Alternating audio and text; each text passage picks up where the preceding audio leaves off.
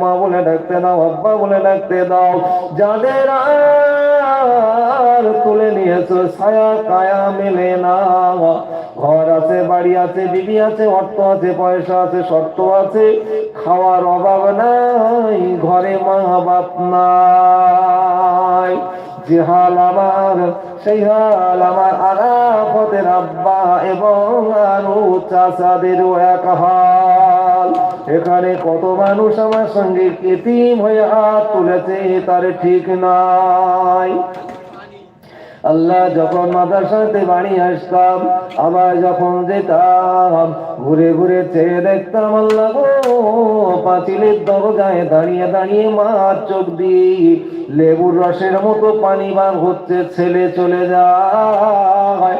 আমরা যখন যেতাম কান্নার আওয়াজটা আমাদের কানে যেত, সে দেখতাম মা কান্ত, আর সেই ছেলে আয় করতে শিখেছি আল্লাহ গো, ঘরের মধ্যে মার নাই, কলিজাটা ফেটে যায় আল্লাহ, মা বলে আর ডাকতে পারিনি, আব্বা বলে আর ডাকতে পারিনি।